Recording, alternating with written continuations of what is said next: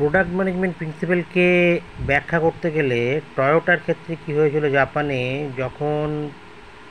যুদ্ধ পরবর্তী সময়ে ক্যাশ ফ্লো যে শর্টেজ প্রবলেম দেখা গেছিলো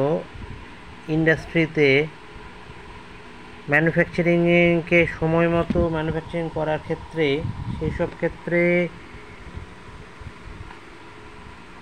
তাইচি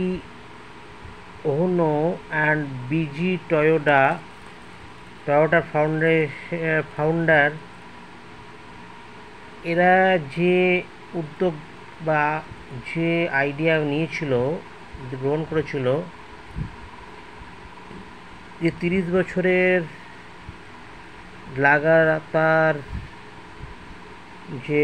উন্নতি কথা, যে উন্নয়নের কথা, যে টয়োটার প্রোডাকশন সিস্টেমে যেটাকে টয়োটা ওয়ে বলে ব্যাখ্যায়িত করা হয়, যে ফোকাস তারা গ্রহণ করেছিল তার সমস্ত রকম অপচয় থেকে বাঁচার জন্য,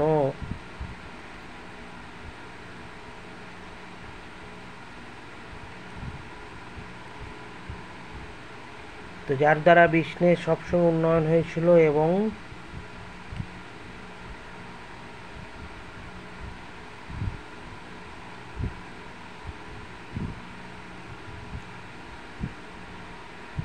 উদ্ভাবন এবং অভিব্যক্তি সবসময় ঘটেছিল।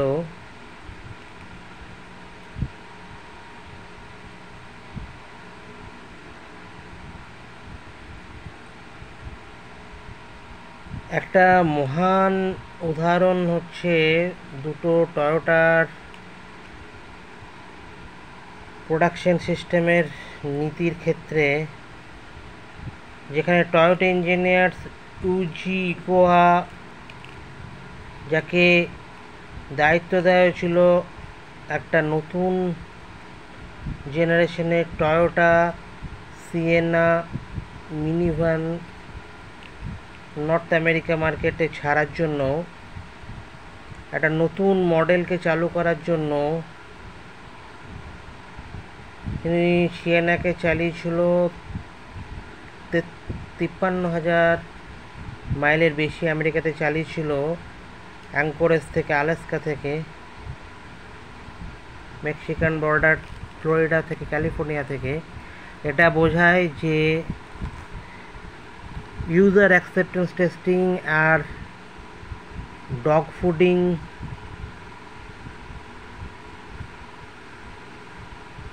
যে কোনো উন্নয়ন বা যে কোনো এক্সপ্যানশন এনহ্যান্সমেন্টের লিগাসি মেথডের ক্ষেত্রে এটা, এবং যে কোনো ডাটা অ্যানালিসিসের ক্ষেত্রে এটা অত্যন্ত কার্যকরী একটা বিষয়। এই এক্সারসাইজ একটা অত্যন্ত উন্নতিসূলক